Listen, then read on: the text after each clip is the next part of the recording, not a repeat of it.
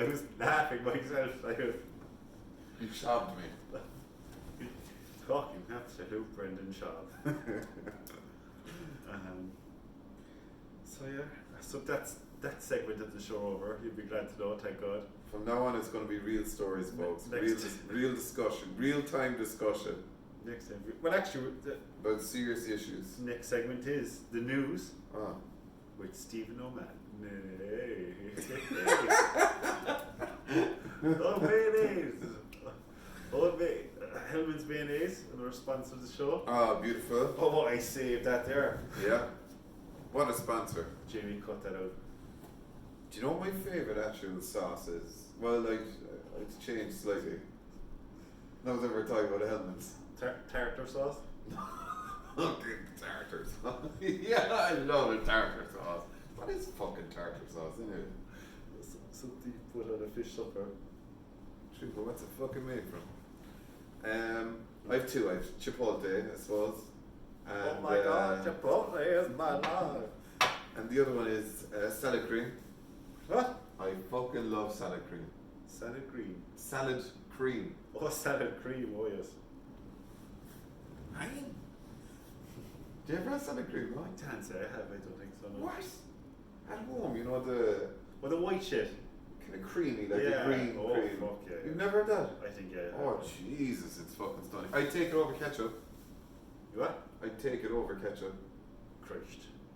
Anyway, controversial. I love ranch. So that's Do you? Okay. The up in the right wing. Yeah. I like the ranch there. Beautiful wings at the right wing. Oh. And what service? And I'd like to make a formal apology to the right wing for my behaviour last Saturday. I Right. was shit for it. Do you remember when we were leaving and you went back towards the bar and then you gave up to me for like not telling you that the door was that way? That was probably a knee jerk from the embarrassment of it. Go straight to Lane Derry. I do that a lot. I apologise. Why did you tell me? Like, Oh, God, it's so embarrassing. sure, it happens to us all. Yeah. Never happens to me. Oh yes, the news, right? So I go through all the news stories across the world, and I pick out a few interesting ones. Excellent. Oh, Thought I'd like to share them well, with thank you. First one I have is the grave of Reinhard Heydrich has been dug up in Germany. Now, And who's he, do you ever wonder? Reinhard. Yeah. Hitler used to refer to him as the man with the iron heart. He was that cruel of a person. Oh, he's a bastard, so was he? He was an absolute fucking bastard. Who he was, right? Now, he's been dug up out of the blue, and there's actually an investigation in place for disturbing the dead. I think it's a law over there that you can't do it. Yo, I suppose about robbing, grave robbing, whatever. But he was one of Hitler's, one of his henchmen, but not well known. Oh. So he wouldn't have been as known as the big guys, like. But he was one of the major planners of the Holocaust. Behind the scenes, kind of like a Dick Cheney. Oh, very good. Yeah, I suppose that kind of maybe. Controlling. I'd like.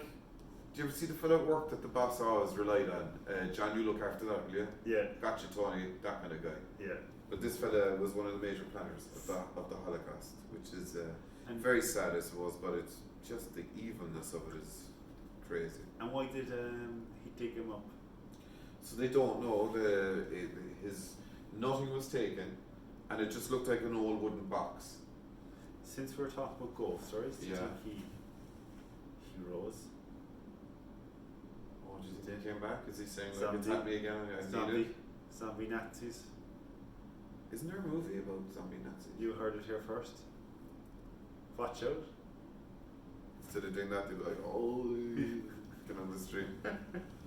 They don't know why he was dug up, but there's an investigation pending. But I suppose maybe someone was spooked when we got that far and then was spooked. But he was killed by English special forces. Oh, on the English right. Yeah, I think there was an anti-tank bomb went off or something then. But he died later from the injuries. Okay. So that's good news, I suppose. I'll move on. Next one I have a man from Canada. I thought it'd be very appropriate. I think he's from Edmonton. 84 years of age. What did he do? The Antarctic fucking marathon. 84 years of fucking age. and this fella's running across the How Antarctic. long did it take him? Tell me, it took him days. So I think a marathon is 26.3 miles, Yeah. is it? Marathon was the fellow who ran. His name is Roy Jorgen Svenningsson. right? So that's maybe a Swedish name, or a Swiss name, or not Swedish. He used to manage England, used to Swedish. he? I heard. So he's obviously of a Nordic descent. Do you remember he was banging that Flandwood? There used to be a TV presenter. Ulrika Johnson. Yeah. Yeah. Sure, she was going with everyone, was she? I remember he had the Italian one as well, this Italian bird on his arm. Yeah, how the fuck did he get on I it? don't know, man. I don't know. It's just power, I think. Just power and money and probably a fucking huge cock. Yeah, but they're not fucking worldies either, are they? Ulrika Johnson had her day. Like. That's okay. Do you know? So he's picking up fucking old liver there, like. No offense, Ulrika. Sorry, he's been doing marathons for over 50 years. Oh, yes. 50 fucking years. And how long do you think it took him? So generally, I suppose marathons like 4.5 hours. As well? Exactly, yeah. Yeah. Oh, 6 hours. No. 11 hours 41 minutes. Ah, fuck's sake, sure you fucking. Bear in mind, he's 84. I took that crowd on my backside. The challenge has been accepted. Yeah, that's a long fucking time. Is that half a day, like? Do you know? This fella just strolling. Could you do 26.3 miles in half a day? Walking. Yeah. How many miles did you do in an hour? 3? You could. Person walks is 4 miles an hour, is it? 3, I thought. Maybe 4. I mean, we're not going to fight over. We'll push ourselves to 4, right? Yeah. So that's 4. And then how many you said 26? Yeah. 26 divided by 4 is 6.5 hours. What the fuck was this guy doing? Oh, that's what I'm saying, yeah? 84. He was probably lost for half of it, like. Oh. You probably have to fucking piss every fucking 2 seconds. He did. I wrote here. I said, didn't almost make it. So I think he had to consult the doctors for a while that he wasn't feeling the best. But what an amazing guy, in fairness, at 84. Yeah, fair play. Do you know, my mother is 76 now. I'm proud of it. She wouldn't mind me saying it. But she always go, I can feel myself slowing down. I'm always roaring at her. You're not President of America, that's all, is you? What's say? Get over it! Arthritis, me bollocks. And I like how you show your caring side there. Yeah. She's a nice old bet. So I thought that was interesting, you know. Obviously they're made of steel in Edmonton. Fair play to them. Do you know? 84 though. Outstanding. Most people are in a fucking a nursing home, you know. Fair play to them. We jest obviously, but you know, we're proud of you. That's brilliant. Stephen will take you on. I'll take you on, yeah. What? And my last piece that I have is Boeing, my favourite topic, is to halt 737 MAX production. They can't get a certificate from the regulators. Sure, all they're going to do is change the name, produce something else. Do you agree or disagree with They that? have to change the name. It will not be possible to go ahead. Or else, what if you built it to such a quality that you're saying, you know what, we fucked up, but no, we're so proud of this it's staying, and we want this to be the flagship for Boeing going forward. That we made a mistake and now we're keeping it. That just costs money. I think they just don't want to quick fix and get out. Yeah, but I mean, they've been absolutely destroyed as a company, like in terms of how they're dealing with all of these situations, you know? Yeah. Especially at the start. Maybe they've improved slightly, you know, but I remember their CEO was making a fuck up at the start. So, these days you have to own it. But I suppose they'll go the normal route.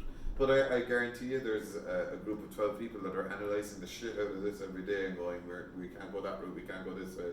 You know, I say they're working the hardest out of everyone. They're PR companies, you know. It's tough work now. Yeah, so no certification from regulators, no layoffs yet, they said. It's I think it's in Seattle where they make it.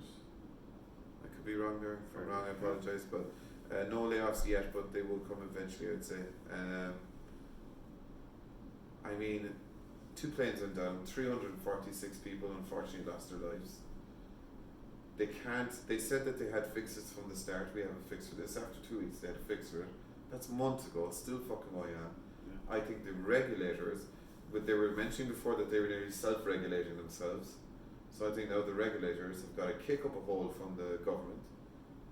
And I'd say they have to go through absolutely everything. I think they're being audited to shit and they're finding so much stuff. Whistleblowers everywhere. Yeah, You know?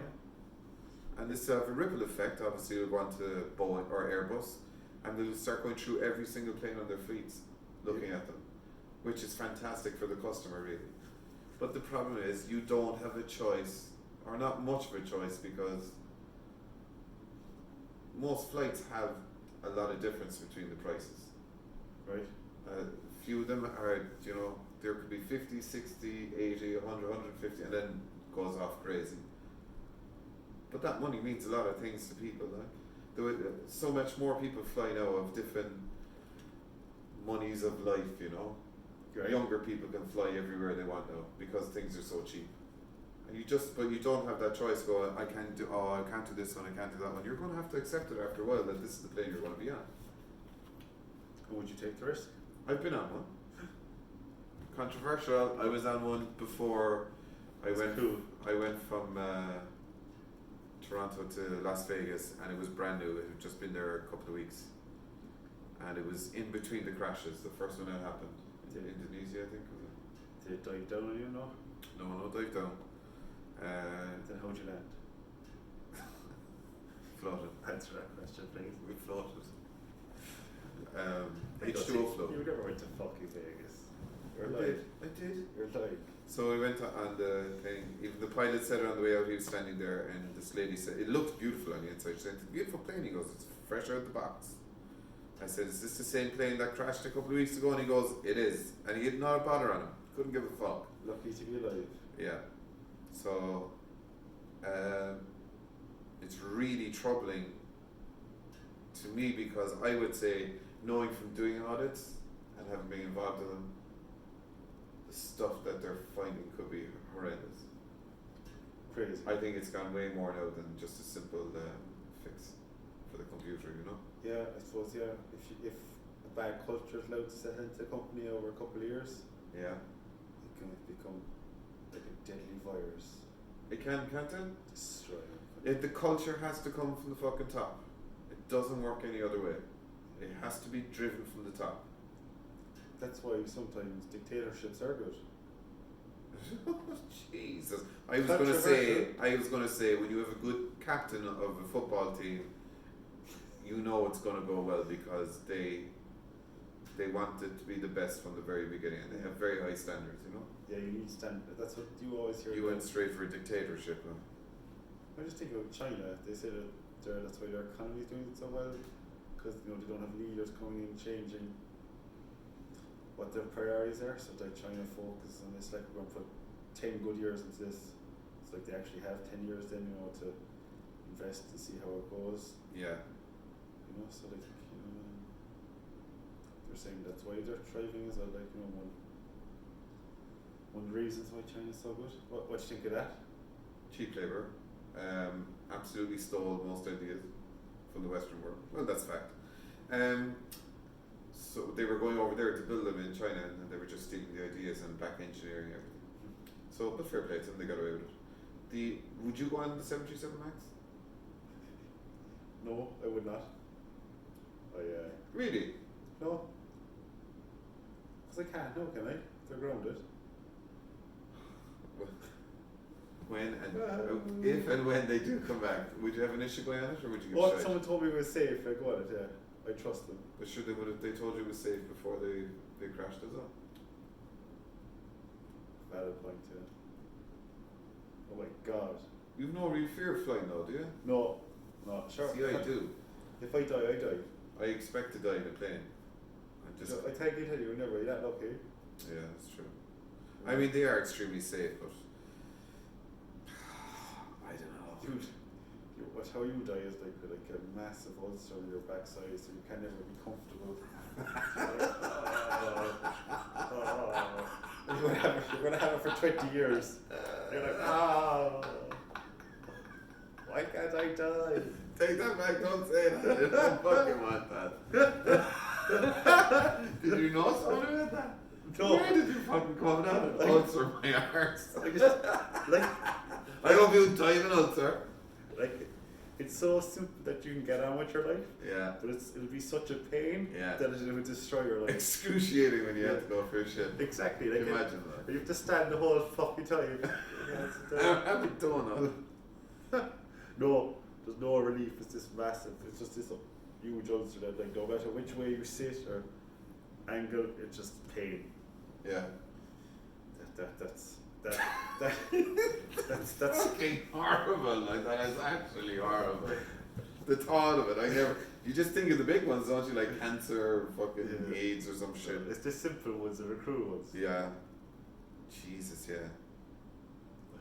Well, touch wood. Never fucking happens. I hope it never happens to you. Thanks. I hope it doesn't happen to you anyway. But getting back to the news. Yes. So you definitely, if you saw when you were booking it online and you saw that there was, it said, because you can go into it, like, you know, it actually takes a couple of clicks to find the type of plane. Yeah. But I would say 737 Max. You'd be like, oh fuck, no way. Would you give it a why? Would you give it 6 months? Say, look, there's been nothing. Yeah, probably. Yeah. Like, you know what? They'll remind you too, and you're gonna have, you know, a documentary on it or some shit, and then you'll have the pilots going, it's the swiftest plane in the world. And you're like, no, it's not. Yeah. Point of information. No, it's not. I bring you back to physics. Yeah. That's I very have to interesting. say, after, if they get a certification now, I don't think I have an issue with it. But fundamentally, I think it's the design of the plane, the way they had to start using that MCAS system all the time because their engines didn't bring them up so high. So I'd say aerodynamically, it's kind of fucked anyway. Oh, yeah, I think you were saying it was just kind of thrown together quickly. Was that the story behind it? Yeah, well, I think it was the Airbus were coming out with an absolute brand new plane, and then they had to rethink the market of that area, the 737. I think the A321 Neos were coming out, I think, for Airbus. Okay. Or A320s maybe. I can't remember fully, but they designed a brand new aircraft, and they have a luxury Airbus because their undercarriage is a lot longer than the 737s. That kind of runs very low to the ground, so they had to get new engines basically and refit the old 737, make a few changes, make it look a bit prettier. That's all they did really. But the wings were too low to the ground, so the engines, they had to bring them up higher, and that was disrupting the air, and that's when the NCAS system started coming in. Oh. So, like, they just basically were just trying to beat the other team, so and just gonna. And the only way to do it really, the only real thing, now I know they've got a lot of composites now on the planes, but the real winner is always going to be the engines. So they had to get these big new fat fucking engines onto it that could save fuel. Okay. Fuel is real saving. So they just stuck the engines on basically, so we're saying. They just lifted it up higher on the front of the wing, so the cone on the front of it was coming up. Let's say the wing was here, the cone was coming up here, so the air was travelling in a weird formation. You know? So to counteract that, then they brought in this MCAS fucking thing. And it's killed a lot of people. 346, yeah. I hope it doesn't. I hope it's not in vain. I don't mean that in an insensitive way, but I just hope that, you know, at least some good should come from this. That thousands more are saved, or millions even, you know, potentially, because it's one of the biggest selling planes in the world. And just since you gave some interesting facts, I actually have an interesting fact for you. Yeah. Do you know Magnus Carlsen? Do you know who Magnus Carlsen is? Did he build the DeLorean? No, he's Norwegian. He's currently alive. Oh, I've heard of the name. He plays. Go ahead. He plays a sport. Right. He's one of the best. He's a chess grandmaster. Oh yes. He's one of the best. Yeah. But an interesting fact about Carlsen Yeah. is that he actually, at the moment, is the number one ranked player in fantasy Premier League. Oh, he went all the way up. That's how I know it. Yeah. He was like third. The group that he's in, is it him on his own or is it a group? Oh, but I assume he's with a group of friends, but he's actually the number one player Amazing, isn't it? worldwide at the moment. And is he using a statistical method to do it? I actually don't know. I haven't read it at all. I assume he's too busy playing chess to have time to look into. I assume naturally he has a bit of statistics. He could just play straight away, like, you know, this person's got the scoring the most, so statistically they will score more again, you know. Yeah, I'd say for him anyway, being so mathematically minded, Yeah. to be Yeah. ashamed if he fucking did. That's amazing though. Can you actually win money on this thing? Yes, just prizes. What's first prize, do you know? God, you put me under the spot A there. fucking hamper. A meat hamper. Hang for the hang sandwiches and a bit of beef. And a pack of potatoes. And a pack of fucking potatoes too, yeah. And a And scotch egg. partridge and a pear. Did you ever have a scotch egg? I think I haven't. I had one in Sweden, it was fucking amazing. Alright. It was in an English bar, pub or something in Sweden. Spicy? Salty? No, I mean it's an egg with kind of breaded, you know, crumb around it. Okay. It's fucking delightful though. Just a fucking boiled egg, really. Beautiful. Yeah. Do you want to finish off with a joke maybe today or something? Or maybe There's no fucking jokes. any comedies? Well, what have you got coming up? You're in the Laugh Factory next week, aren't you? Yeah. In the main room. And you're in the fart room.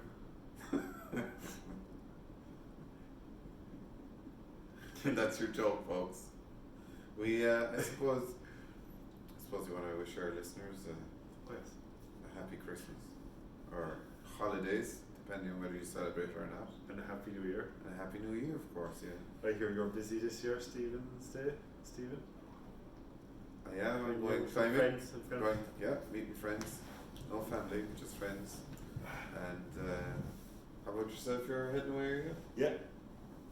I'm heading to the Bahamas, to a 5-star location. It was a 5-star, I'd say. Yeah, it's After the Marlon American- Brando stayed there. Oh wow! Yes. I was actually nearly in a movie with Marlon Brando, but that's for another story. I'm gonna have to ask you about that. You have to tell me. Well, he was doing a movie in Ballycotton with Johnny Depp. Right. I forget the name of it, but What year was this? Jesus,